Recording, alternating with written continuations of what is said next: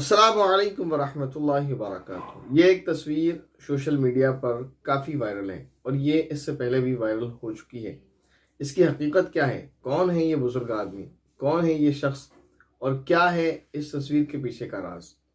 اس تصویر کو آپ غور سے دیکھیں تو ان بزرگ شخص کے پاس ایک ترازو ہے، جس میں آپ دیکھ رہے ہیں کہ ترازو کے ایک پلڑے میں ایک شاپر رکھا ہوا ہے جس میں کچھ سامان ہوگا، اور دوسرے پلڑے میں ایک شاپر رکھا ہوا ہے جو ایک بانٹ کے نیچے ہے۔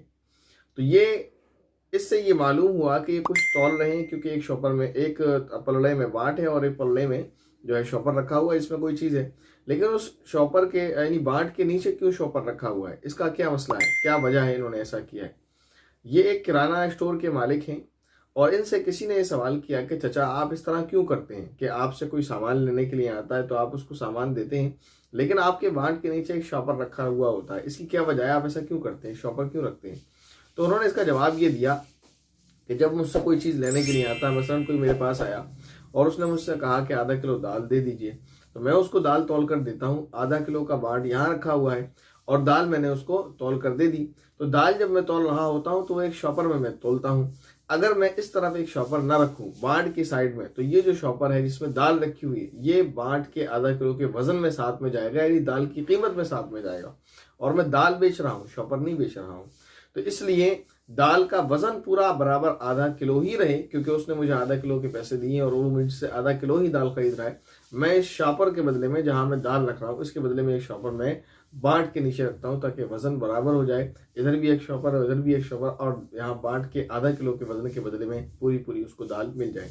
یہ ایمانداری کی اعلیٰ ترین مثال ہے کہ حالانکہ اس شاپر کا وزن کتنا ہوگا؟ بہت سے بہت 5 یا 10 گرام، اس سے زیادہ تو نہیں ہوگا، لیکن یہ ہے خوف خدا کی اعلیٰ ترین مثال، یہ ہے انصاف کی اور برابر تولنے کی اعلیٰ ترین مثال کہ ایک بندہ یہ بھی نہیں چاہتا کہ اس کے پاس 5 یا 10 گرام وزن بھی ایکسٹرا چلا جائے۔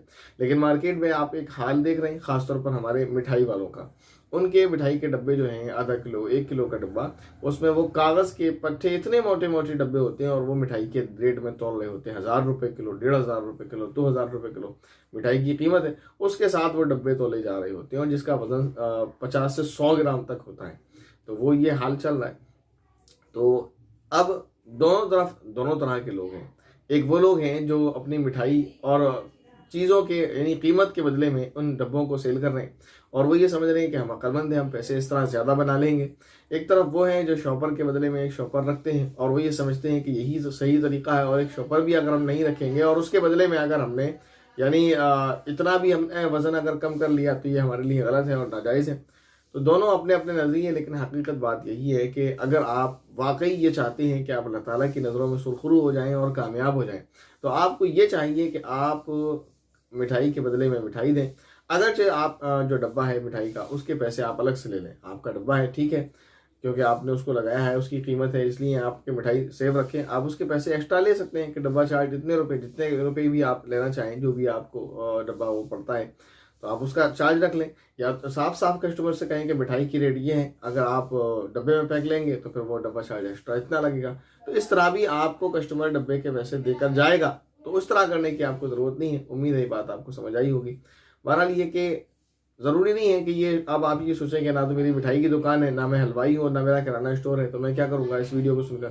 اس سے اصل مسئلہ یہ ہے کہ یہاں ایمانداری کی مثال کو دکھایا گیا، اور اس چیز کو دکھایا گیا کہ خوف خدا کتنا ہے۔ تو اس چیز کے ذریعے سے ہمیں اپنے اندر اس چیز کو پیدا کرنا چاہیے کہ جیسے وہ بزرگ شخص، وہ بندہ خدا سے ڈرتے ہوئے، اس بات کا خیال رکھتے ہوئے کہ خدا کو حساب دینا ہے، اپنے بانٹ کے نیچے ایک شاپر رکھتا ہے، ایسے ہی ہمیں اپنی زندگی کے دوسرے کاموں میں بھی خوف خدا رکھنا چاہیے، اور اس بات کا خیال رکھنا چاہیے کہ ہمیں خدا کو حساب دینا ہے، تو ہمیں یہ کام کرنا چاہیے یا نہیں کرنا چاہیے۔